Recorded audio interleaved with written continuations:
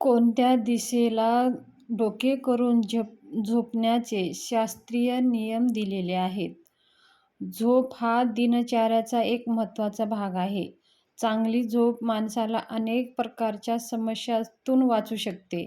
हिंदू धर्मग्रंथामध्ये बघा झोपण्याची योग्य पद्धत असे वर्णन केले आहेत.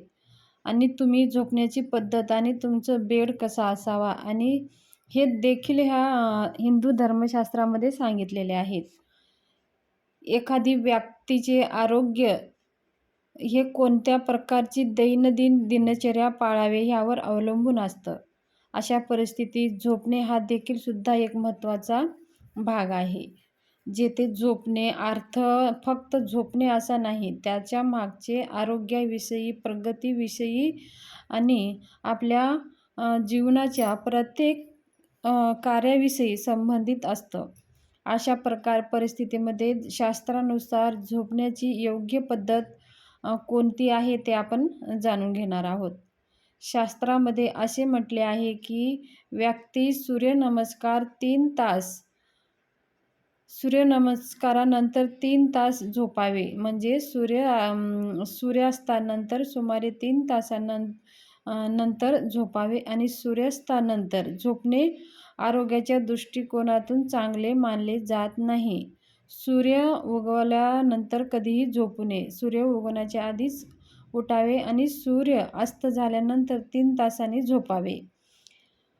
तसेच संध्याकाळी झोपणे अजिबात शुभ मानले जाते. संध्याकाळी सूर्यास्ताच्या वेळी झोपणे हे खूप अशुभ मानले जाते. लक्षात ठेवा, कधीही आपण सूर्यास्ताच्या वेळी घरात कधीही झोपू नये. झोपताना लक्षात ठेवा की तुमचे डोके भिंतीपासून ते 3 हातावर अंतरावर असावे. म्हणजे जिथं भिंत आहे तिथून 3 हाताचं अंतर असावा असं आपलं डोकं ठेवायचं आहे. भिंतीला चिटकून कधीही झोपू नये. झोपण्याची दिशा लक्षात ठेवा, झोपताना तुम्ही तुमचे डोके पूर्व दिशेला ठेवू शकता आणि सूर्योदय हे 5 सूर्योदयाच्या दिशेपासून हेच असलेले ह्या दिशेला डोके ठेवून झोपण्याचे ज्ञान वाढते. त्याचबरोबर दक्षिणेकडे डोके ठेवून झोपता येते, परंतु कधीही दक्षिण आणि पूर्वेकडे पाय ठेवून झोपू नये. दक्षिणेकडे पाय होईल आणि पूर्वेकडे पाय होईल असं आपण कधीही झोपू नये, कारण ह्यामुळे व्यक्तीच्या मनात नकारात्मकता वाढते आणि ह्या गोष्टी आपल्याला लक्षात ठेवायच्या आहेत. कोणत्याही प्रकारचे पलंग असावे, पण त्याचे शास्त्रीय वर्णन असे आहे. विष्णू पुराणानुसार तुटलेल्या आणि घाणेरड्या, खूप उंच किंवा खूप लहान पलंगावर कधीही झोपू नये. नेहमी स्वच्छ पलंगावरच झोपावे. आणि ह्यासोबतच बघा आपल्याला हे पण लक्षात ठेवायचं आहे की पलंगावर बसून कधीही अन्न खाऊ नये. हे सुद्धा तेवढंच शास्त्रानुसार महत्त्वाचं आहे. शास्त्रानुसार बघा सकाळी उठताना अंथरुणातून उजव्या बाजूनेच उठावे. ह्यासोबत सकाळी उठल्यावर प्रथम नतमस्तक होऊन पृथ्वीला स्पर्श करूनच मग आपण उठावे. नंतर पाय जमिनीवर ठेवावे. ही सवय लावून घेतल्याने व्यक्तीच्या आरोग्यावर सकारात्मक परिणाम होतो. ही सवय आपल्याला आवर्जून लावून घ्यायची आहे. आपण उठल्यावर धरती मातेचं आभार मानूनच आपल्याला उठायचं आहे. त्याच्यानंतर आपण धरती मातेवर पाय ठेवायचा आहे. जर आपलं डोकं दक्षिणेकडून झोपला तर आपल्याला आर्थिक प्रगती होते. आपल्या मनात सकारात्मकता विचार येते. आपण जे कार्य करतो ते कार्य पूर्ण होत असतात.